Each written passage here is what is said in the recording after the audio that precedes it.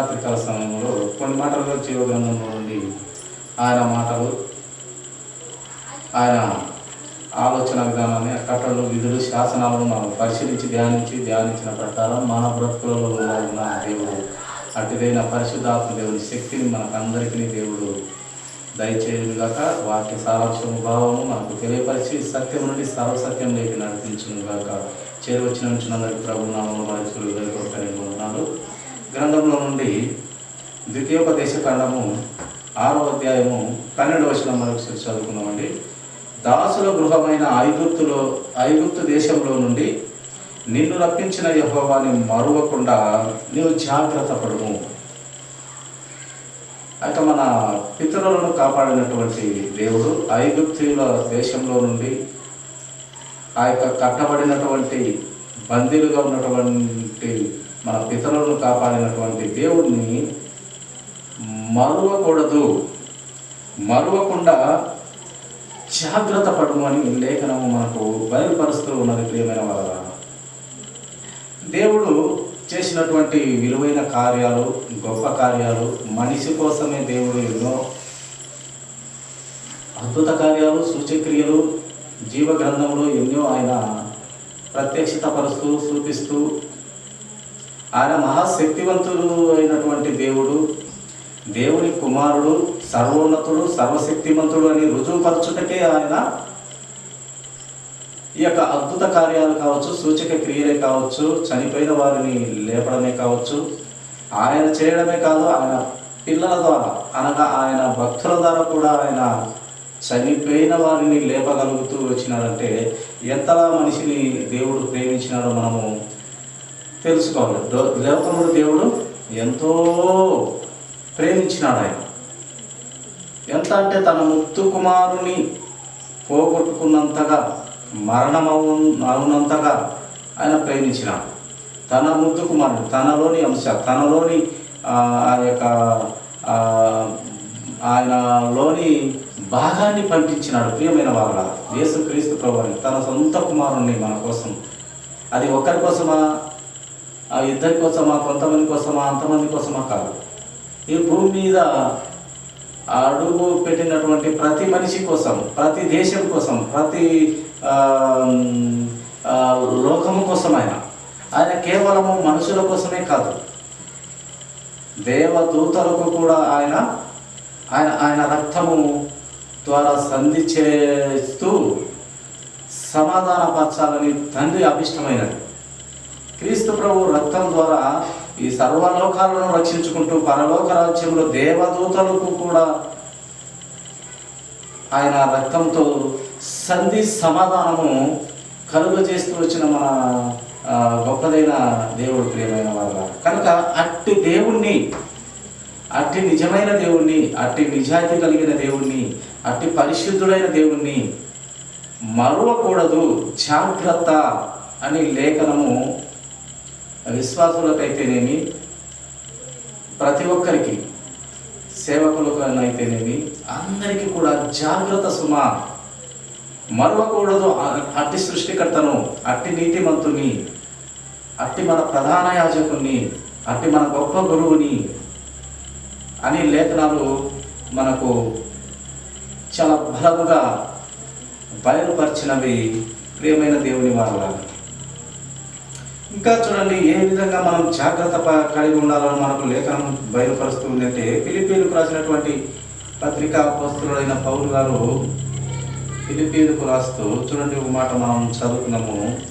3వ అధ్యాయం 2వ వచనం చూడండి. కుక్కల విషయమై జాగ్రత్తగా ఉండు, దుష్టులైన పనివారి విషయమై జాగ్రత్తగా ఉండు, విఛేదన ఆచరించే వారి విషయమై జాగ్రత్తగా ఉండు. చూడండి, ఈ లోక సంబంధమైన దుష్టులతో జాగ్రత్త సుమా. దుష్టునికి దూరంగా ఉండాలి, దుష్టునికి దూరంగా ఉండాలి. అలాగని యేసుక్రీస్తు ప్రభు వారు దుష్టులకు ఆయన దూరంగా ఉండలేదు. ప్రియమైన వాళ్ళ వాక్యమేమో రెండంచుల ఖడ్గమై అటు ఇటుగా చెప్తుంది, కానీ వాక్యము అర్థం చేసుకున్న కొద్దీ దేవుడు, పరిశుద్ధాత్మ దేవుడు ఆయన వాక్య భావము బయలుపరచగలుగుతూ వస్తాడు. రెండంచుల ఖడ్గంగా వాక్యం మనకు బయలుపరుస్తుంది. ఏ యొక్క అంచునైనా, ఏ యొక్క పదం నుంచి అయినా, రెండు పక్కల నుంచి కూడా మనకు బుద్ధి జ్ఞానము నేర్పిస్తూ వస్తుంది వాక్యము. కుక్కలు అంటే ఇక్కడ చూడండి, ఈ యొక్క దుష్టుడు ప్రియమైన వారు, ఈ దుష్టుడైనటువంటి పనివారి నుండి వారి విషయంలో జాగ్రత్తగా ఉండాలి. కుక్కలాంటి దుష్టులు ప్రియమైన వారు చాలా జాగ్రత్తగా మెలకువ కలిగి ఉండమని లేఖనము మనకు సృష్టికర్త అయిన దేవుడు బయలుపరుస్తూ ఉన్నాడు. చూడండి, ఈ లోక జ్ఞానము కాక, దేవుని జ్ఞానం మీద ఆధారపడి, ఏ లోక మనుషులను కాక, లేక ఈ లోక రాజులను కాక, దేవుని మీద ఆధారపడమని మనకు బైబిల్ గ్రంథము బయలుపరుస్తుంది ప్రియమైన దేవుని వాళ్ళ. పేతురు 2వ పత్రిక మాట పరిశీలిద్దామండి.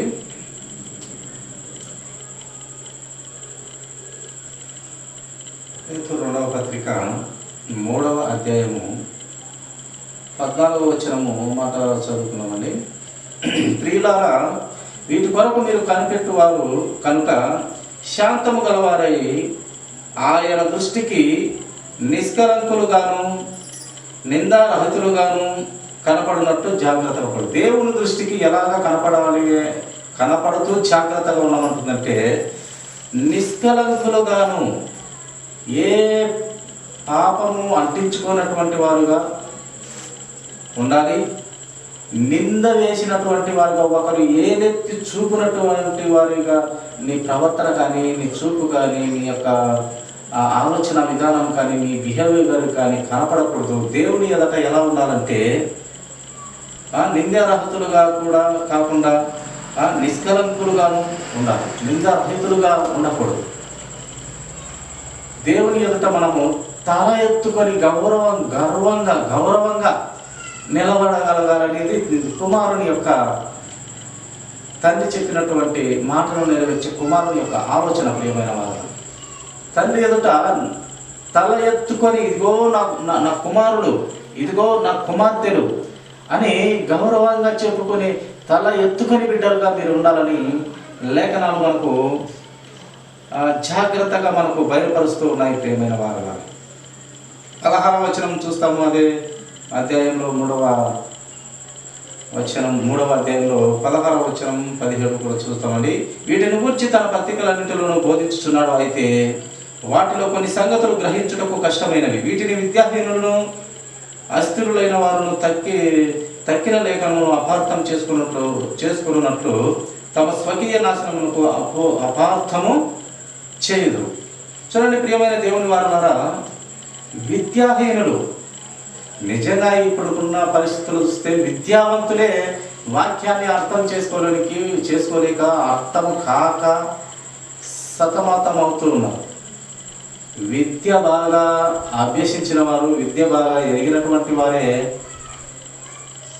క్రీస్తు ప్రేమను కానివ్వండి, వాక్య సారాంశము, వాక్య భావము అర్థం చేసుకోలేని బుద్ధిహీనులుగా ఉంటూ ఉన్నారు.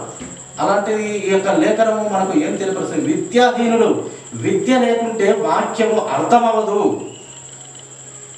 అని తెలియపరుస్తూనే దేవుడు జ్ఞానులను అనగదొక్కి, ఆయన జ్ఞానులను అనగదొక్కి పెంట కుప్పల మీద ఉన్న బుద్ధి లేని వారిని, ఏ జ్ఞానం లేని వారిని ఆయన తలుచుకుంటే, ఆయన అనుకుంటే జ్ఞానవంతులుగా ఆయన నిలబెట్టుకుంటాడు. ఆయన పనిలో, ఈ లోక పనిలో కాదు ప్రియమైన వారు.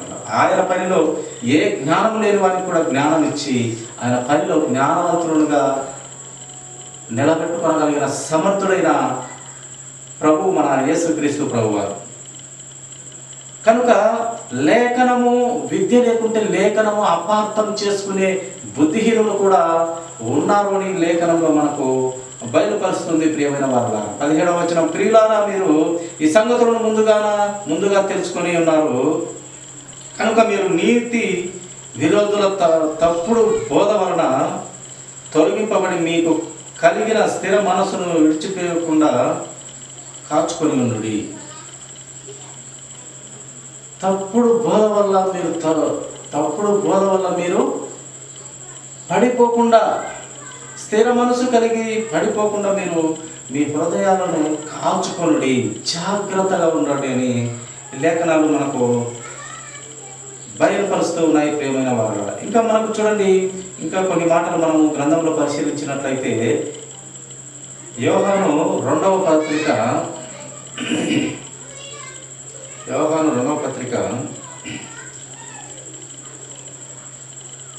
1వ అధ్యాయము 8వ వచనం మాట చదువు. అట్టివాడే వంచకుడును క్రీస్తు విరోధినై ఉన్నాడు.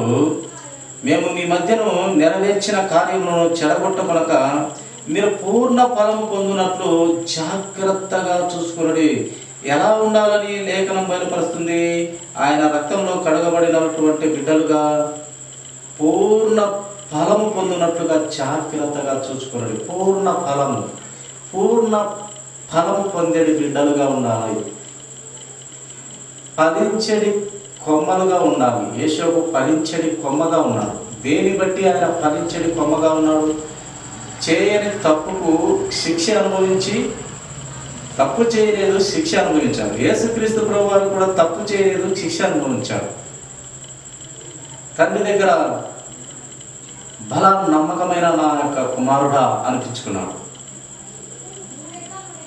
కనుక యేషోబు కూడా బలా నమ్మకమైన నా మంచి దాసుడు అని అనిపించుకున్నాడు. ఆయన తప్పు చేయనప్పటికీ శిక్ష అనుభవించాడు. శిక్ష వాక్యాన్ని బట్టి, వాక్యం కోసము శిక్ష అనుభవించి కూడా ఆయన ఆ వాక్యము బట్టి శిక్ష అనుభవించి తిరిగి అదే వాక్యము ఆయనను హెచ్చుగా లేక పై అంతస్తుగా నిలబెట్టుతూ వచ్చింది.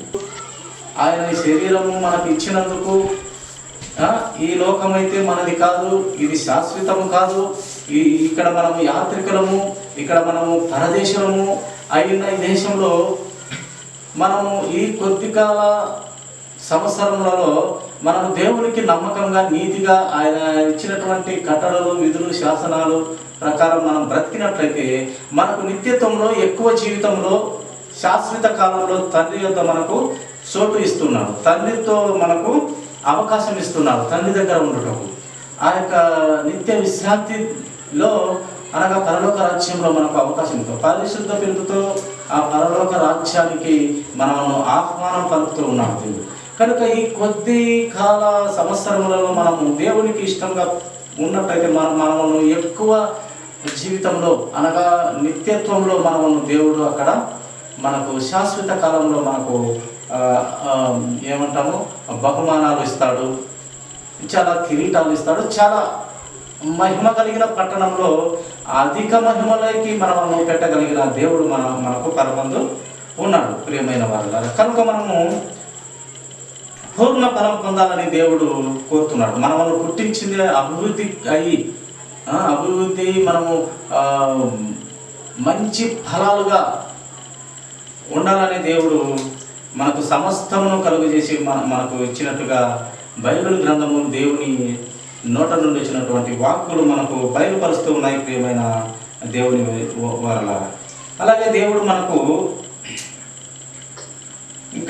ఇంకా ఏం చెప్తున్నాడు? జాగ్రత్తగా ఉండమని అంటున్నాడంటే 1 యోహాను 5:21 విగ్రహంలో జోలికి వెళ్ళకూడదు, జాగ్రత్త.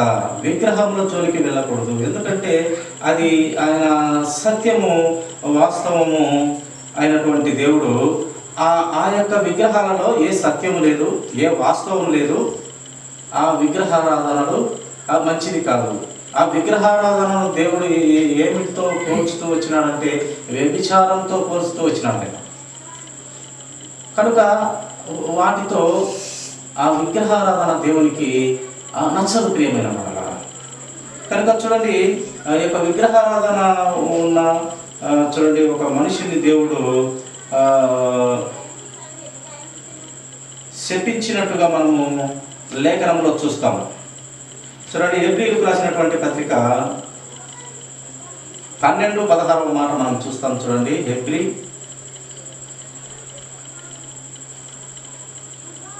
12వ అధ్యాయము 16వ వచనం. ఒక్క కూటి కొరకు తన జ్యేష్ఠత్వపు హక్కును అమ్మివేసిన ఏశావు వంటి భ్రష్టుడైనను వ్యభిచారి అయినను ఉండునేమో అని జాగ్రత్తగా చూసుకున్నాడు. చూడండి, ఏశావు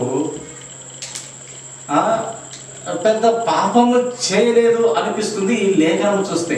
ఆయన ఏశావు, యాకోబు అన్న అయినటువంటి ఏశావు పెద్ద పాపం చేయలేదు అక్కడ ఈ లేఖన భాగంలో చూస్తే. కానీ దేవునికి పెద్ద పాపము అనిపించింది. మనకైతే చూడండి, ఆయన తన తమ్ముని ఎదుకు పోయి ఆ వేటకు పోయేసి వచ్చి ఆ చుక్కుడుకాయల కూరాకు అడిగినాడు. ఎర్రగా చుక్కుడుకాయ కూరాకు చేసుకొని గమగమలాడుతున్నటువంటి ఆ కూరను చూసి అలసిపోయి వచ్చిన అన్న తమ్ముని ఏమడిగినాడంటే, ఆ కూర నాకు కొంచెం పెట్టరాదంటే ఆ తమ్ముడు ఏం చేసినాడు, నీ జ్యేష్ఠత్వం నాకు ఇచ్చినట్లయితే నేను ఈ కూర నీకు ఇస్తాను, ఈ వండినటువంటి కూర నీకు ఇస్తాను, జ్యేష్ఠత్వం ఇస్తావా, మొట్టమొదటిగా పుట్టినటువంటి ఆ జ్యేష్ఠత్వము నాకు ఇచ్చేయి, ఆ బహుమానము నాకు ఇచ్చేయి, ఈ కూర నీకు ఇస్తానంటే, ఒరే నాయన అది ఏముంది లేదా నాయన ఇచ్చేస్తాను, ముందు పానం పోయేటట్టుంది, ఆ కూర కొంచెం వేరే నాయన అని చెప్పేసి ఆ జ్యేష్ఠత్వము అమ్మి వేసినటువంటి వాడుగా మనము బైబిల్లో చూస్తాం. అది అమ్మి వేసినందుకు దేవుడు చూడండి, ఏశావు వంటి జ్యేష్ఠత్వపు హక్కును అమ్మివేసిన ఏశావు వంటి భ్రష్టుడైనను వ్యభిచారితో పోల్చినాడు దేవుడు. చేసింది చిన్న పనే. బ్రతికుంటే మళ్ళీ చూస్తా, ముందు అన్నం పెట్టాను ఆయన, ఆ కూర వేరంటే అతనేమో ఉపాయంగా ఆ కూర పెట్టించుకొని కూర ఇచ్చేసి జ్యేష్ఠత్వం తీసుకొని ఇతను శపింపబడిన వాడుగా మనం లేఖనంలో చూస్తాం. దేవునిగా అంటే ఇలాగా ఉండకూడదని దేవుడు రాయించినాడు. ఒక జ్యేష్ఠత్వపు హక్కు, ఇది ఒక బహుమానము, ఇది అమ్ముకొనకూడదు. నీకు ఒక జ్యేష్ఠత్వం అనేది చాలా విలువైంది. దానిని అమ్ముకుంటే భ్రష్టుడవు నీవు, వ్యభిచారివి నీవు అని దేవుడు వాక్యంతో మనకు బుద్ధి చెప్తున్నాడు. ప్రతి ఒక్కరికి హెచ్చరింపుగా మనకు బుద్ధి చెప్తున్నాడు. ప్రియమైన అదే చిన్నది అనుకుంటాం, పానం పోతుంది పెట్టాలని అతనేమో పెట్టేసుకొని తిన్నాడు. కానీ చివరికి దేవుడి నుండి వచ్చినటువంటి తీర్పు చాలా ఆ జ్యేష్ఠత్వపు హక్కు పోగొట్టుకున్న వాని స్థితి చూడండి. భ్రష్టుడు, వ్యభిచారి అని దేవుడు చెప్పినట్టుగా మనం ఆయన పలికినట్టుగా మనం లేఖనంలో చూస్తాం. ప్రియమైన వారు కనుక ఒక బహుమానము, ఒక హక్కును మనము పోగొట్టుకోకూడదు అని మనకు ఈ యొక్క లేఖనం పడుతుంది. అలాంటి భ్రష్టు పట్టునటువంటి ఏశావు మాదిరి ఉండకూడదు, అలాంటి వ్యభిచారిగా ఉండకూడదు మీరు అని జాగ్రత్తగా, ఇలాంటివి ఉంటే జాగ్రత్త సుమా, ఇలాంటి ఆ యొక్క హక్కులను మీరు కోల్పోవద్దు అని గ్రంథం ద్వారా మనకు హెచ్చరిస్తున్నాడు. జాగ్రత్తగా ఉండమని చెప్తున్నాడు. అలాగే చూడండి, 3:12 కూడా ఒక మాట మనం పరిశీలిద్దామండి. హెబ్రీయులకు రాసినటువంటి పత్రిక 3వ అధ్యాయము 12వ వచనం చదువుకుందామండి. సహోదరులారా, జీవం గల దేవుని విడిచిపోవునంటే విశ్వాసం లేని దుష్ట హృదయం మీలో ఎవరి యందునైనను ఒకవేళ ఉండునేమో అని జాగ్రత్తగా చూసుకున్నాడు. దేవుని విడిచిపోయేటువంటి దుష్ట హృదయం ఒకవేళ ఎవరినైనా ఉందేమో చూడండి, జాగ్రత్త సుమా. దేవుని విడిచిపెట్టే దుష్ట హృదయం, దేవుని ఆలోచనల వైపు లేకుండా దేవుని తిరస్కరించే విధంగా ఉన్నట్ల ఆ హృదయం మీలో ఉన్నట్లయితే జాగ్రత్త సుమా. అలాగా ఒకవేళ అలాగా ఉన్నట్లయితే జాగ్రత్త, దేవునిని విడిచిపెట్టవద్దని లేఖనం తెలుపుతుంది. సొలొమోను రాజు గారికి దావీదు తను చనిపోయే చివరి మాటలు చెప్తున్నాడు. నాయనా, నీకు ఆస్తులు ఇచ్చాను, అంతస్తులు ఇచ్చినాను, రాజ్య పదవి ఇచ్చినాను, వజ్ర వైడూర్యాలు ఇచ్చినాను, నువ్వు కోరుకుంటే 300 మంది భార్యలు, 700 మంది ఉపపత్నులను ఇచ్చాను, ఇంచుమించు 1000 భార్యలు ఉన్నారు, అందరూ ఉన్నారు. కానీ ఇవన్నీ నీకు వజ్ర వైడూర్యాలు ఏది ఏమో ఉన్నప్పటికీ నేను పొర్రపాటునైనా దేవుని మటుకు మరువకు అని చెప్పినాడు. దేవుణ్ణి నీవు మరువకూడదు. నా స్వరమునా, నా కుమారుడా, నువ్వు దేవుడిని మరవద్దునాయన, ఆయన విడవద్దునాయన. ఆయనను పొరపాటున విడిచినట్లయితే నిన్ను ఆయన విడిచేస్తాడు. నీవు రాజు అయినప్పటికీ ఆయన చేయి వదిలితే నీవు భ్రష్టుడు అయిపోతావు. జాగ్రత్త సుమాని చివరి మరణమవుతున్న సమయంలో చెప్పినటువంటి మాటలు మనం గ్రంథంలో చూస్తాం. కనుక ఎవరి హృదయమైన దుష్టత్వంతో నిండి ఉంటుందో, దేవుని ఎరుగక ఉంటుందో, అలాంటి దుష్టత్వం ఎవరిలో ఉంటుందో పసిగట్టండి. అలా ఉన్నట్లయితే దయచేసి ప్రభు యొద్దకు రండి, ప్రభు ఆలోచనలతో నింపబడండి. అలాంటి హృదయము మంచిది కాదు. అలా ఉన్నట్లయితే జాగ్రత్త సుమా అని లేఖనము మనకు బయలుపరుస్తుంది. ప్రియమైన వారలారా,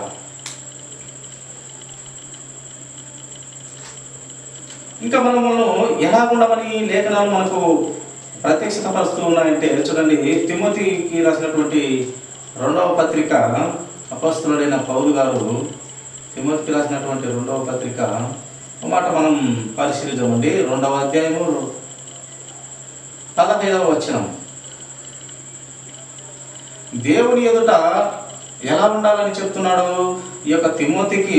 అపోస్తలుడైనటువంటి పౌలు గారు తిమోతికి చెప్తున్నాడు, తన ఆత్మీయ కుమారునికి బయలుపరుస్తున్నటువంటి విషయం. ప్రియమైన వారలారా, దేవుని ఎదుట యోగ్యునిగాను, సిగ్గుపడనక్కరలేని పనివానిగాను. సిగ్గుపడకూడదు సుమా, నీవు యోగ్యునిగా ఉండాలి.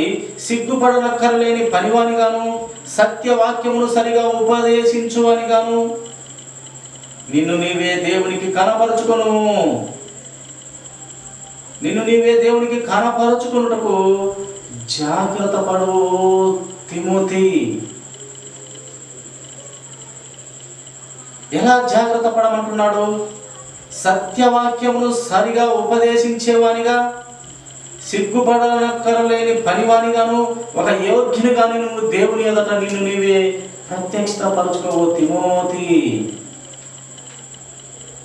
మనం దేవుని ఎదుట ఎలాంటి జాగ్రత్త కలిగి ఉండాలంటే, దేవుని దగ్గర యోగ్యునిగా ఉండాలి, తల ఎత్తుకొని ఉండే పిల్లలుగా ఉండాలని దేవుడు కోరుతున్నాడు. ప్రియమైన వాళ్ళు, మనం ఏదో వాళ్ళు బాప్తిసం తీసుకుంటారు, వీళ్ళు బాప్తిసం తీసుకుంటున్నారు, అదేదో సంప్రదాయము, అదేదో గౌరవం కోసం కాదు. బాప్తిసము దేనికి? మారు మనసు దేనికి? మన బ్రతుకును మార్చుకునేదానికి, మన పాపాలు విడిచిపెట్టేదానికి, మన నోటికి, మన ఆలోచన విధానం, చెడ్డ తలంపులు అన్నిటినీ మనల్ని మనము సరిచేసుకున్నటకు. ఈ బాప్తిసము, మారు మనసు, ఒక మందిరానికి వెళ్ళడము, అక్కడ మన ప్రవర్తన, మన బిహేవియర్, మన ఆలోచన, మన బాడీ లాంగ్వేజ్ ఎలా ఉండాలి? అహంకారంతో కొవ్వు పట్టిన గాడిదలాగా ఉండకూడదు. ఏదో కండలు ఉన్నాయి కదా, ఇంకా ఏమి ముగ్గురిని కొడతాం కదా అన్నట్టు కాదు. అవి ఎంతసేపు ఉంటాయి?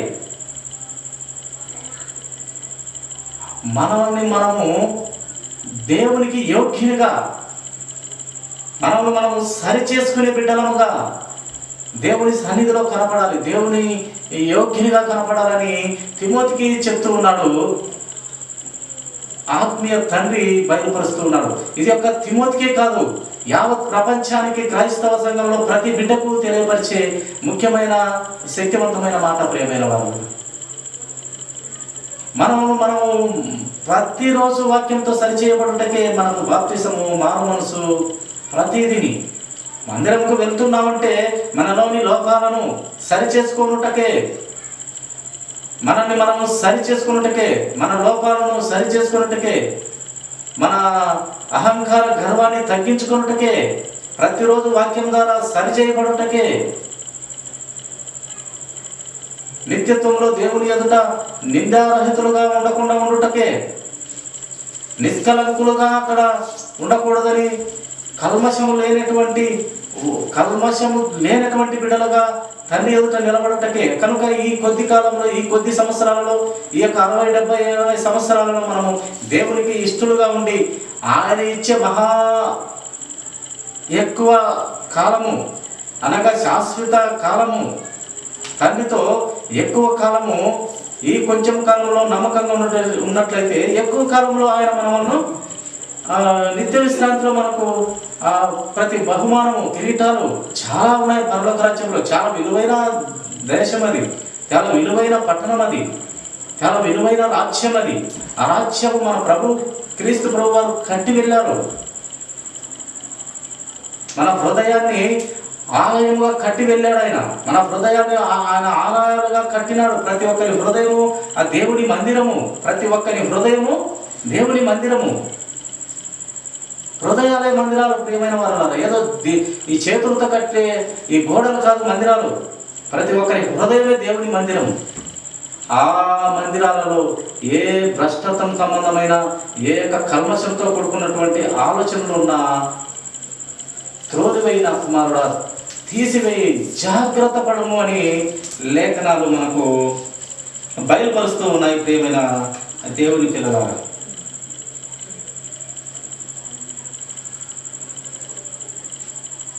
చివరిగా కొన్ని మాటలు మనం చూసుకొని ముగించుకుందామండి.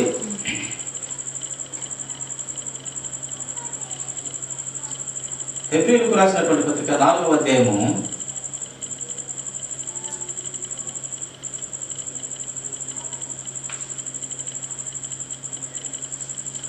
11వ వచనం చదువుతాం. కాబట్టి అవిధేయత వలన వారు పడిపోయినట్టుగా మనలో ఎవడనూ పడిపోకుండా ఆ విశ్రాంతిలో ప్రవేశించుటకు జాగ్రత్త పడదుము. చూడండి, అవిధేయతలో పడిపోకూడదు. అవిధేయతలో పడిపోకుండా ఉండుటకు మనలో ఎవడను పడిపోకుండా ఆ విశ్రాంతిలో, అవిధేయతలో పడిపోతే మనము ఆ నిత్య విశ్రాంతిలో లేకుండా అపవాది గారికి తయారు చేసినటువంటి ఆ నిత్య నరకాగ్నికి వెళ్ళవలసిన పరిస్థితి ఉంది. కాబట్టి మనము అవిధేయతలో పడిపోకుండా మనము నిత్య విశ్రాంతిలో ప్రభువు దగ్గర, తండ్రి యొద్ద, పరిశుద్ధాత్మ దేవుని యొద్ద, లేక మన పితరులైనటువంటి భక్తురాళ్ళ వద్ద, కోటాను కోట్ల దేవదూతల మధ్య, కెరూబులు సెరాబులు వారి మధ్య ఉండాలంటే మనం ఎలా ఉండాలంట? మనము మన హృదయంలో భ్రష్ట మనస్తత్వం లేనటువంటి హృదయాలుగా ఉండాలి. మనము పడిపోకూడదు, ఆత్మీయంగా పడిపోకూడదు. అలాంటి పిల్లలుగా ఉండాలి. అలాంటి పిల్లల్ని విశ్రాంతిలో, ఆయన నిత్య విశ్రాంతిలో, పరలోక రాజ్యంలో చేర్చుకునే దేవుడుగా మనకు కనబడుతున్నాడు ప్రియమైన దేవుని వారగా. చివరి మాటగా ప్రకటన గ్రంథము 2వ అధ్యాయము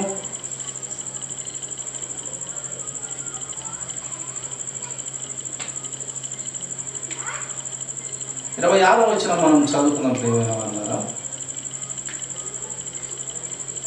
నేను నా తండ్రి వలన అధికారం పొందినట్టు జయించుచు అంతం వరకు నా క్రియలు జాగ్రత్తగా చేయడానికి జనుల మీద అధికారం ఇచ్చేదను. తండ్రి అధికారం ఇస్తున్నాడు, జయించిన వానికి అధికారము ఇస్తున్నాడు. అంతం వరకు మన క్రియలతో జాగ్రత్తగా బ్రతికినట్లయితే అట్టి జయించిన వానికి దేవుడు అధికారముగా తన యొద్ద చేర్చుకొని, అవసరమైతే తన సింహాసనం ఇస్తాడు, అవసరమైతే తన పక్కన కూర్చోబెట్టుకుంటాడు, అవసరమైతే తనకు దగ్గరగా పెట్టుకుంటాడు, తన సింహాసనం ఇస్తాడు, జీవవృక్ష ఫలాలు ఇస్తాడు, జీవజల బుగ్గలు ఇస్తాడు. నెల ఫలించి ఆ యొక్క జీవవృక్ష ఫలాలు నెల కాస్తూ ఉంటాయట అక్కడ. కనుక ఎన్నో బహుమానాలు, అనేక మందికి పెద్దగా, దేవదూతలకు బోధ చేసిన వారిగా, ఆ మహిమ కలిగిన పట్టణంలో ఇంకా మహిమ, అధిక మహిమలో పెడతాడు.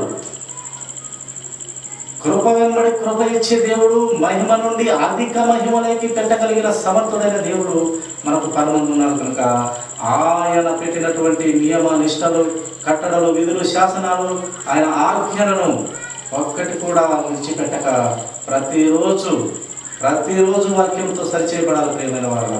ప్రతిరోజు వాక్యంతో సరిచేయబడాలి. మనుషులమే, బలహీనులమే, బుద్ధిహీనులమే, పాపపు శరీరపు ధరించుకున్న వారమే, కానీ వాక్యంతో సరిచేయబడుతూ ముందుకు వెళ్ళాలని దేవుని లేఖనాలు మనకు బయలుపరుస్తున్నాం. బలహీనమే, ప్రతి మనిషి బలహీన ఘట్టమే. ఆడాని లేదు, మగాని లేదు, అందరం బలహీన ఘట్టము ఉన్నాయి. ఎవరు నీతిమంతులు లేరు, ఎవరు లేడు. ఆయన దృష్టి నుంచి చూస్తే ఏ మానవుడు లేడు, నీతిమంతులు లేడు, ఒక్కడు లేడు. కానీ వాక్యం ద్వారా ప్రతిరోజు నేర్చుకుంటూ మన బ్రతుకు మార్చుకుంటూ ముందుకు వెళ్తే మనము ఊపిరి ఆగేలోపు మనము నీతిమంతులం అవుతాం ప్రభు దృష్టికి, మనము పరిశుద్ధులం అవుతాము ప్రభు దృష్టికి. అది మన చివరి ఊపిరి పోయేంత వరకు ఆ యొక్క సాక్ష్యము, ఆ యొక్క ఆయన లేఖన సారాంశ ప్రకారం మనం బ్రతికినట్లయితే మనం అప్పుడు నీతిమంతులం అవుతాం, అప్పుడు పరిశుద్ధులం అవుతాం, అప్పుడు దేవుని దృష్టికి నిందలేనటువంటి వారిగా కనపడతాం, నిష్కలంకులంగా కాకుండా కల్మషము లేనటువంటి బిడ్డలంగా ఆయన దృష్టికి మనం కనపడతాం. కనుక అట్టి జాగ్రత్తలతో మనము ముందుకెళ్ళాలి. అట్టి పరిశుద్ధ ఆత్మదేవుని శక్తిని ప్రతి బిడ్డకును, ప్రతి హృదయంలో దేవుని వాక్యము వెళ్ళి ఆయన వాక్యము ప్రతి హృదయాన్ని తెరచులాగిన దేవుడు చూపెట్టిన మన కాక ఈ కొద్ది మాటలు దేవుడు దీవించును గాక. తల ఉంచినట్లయితే చిన్న ప్రార్థన. మన పరిశుద్ధ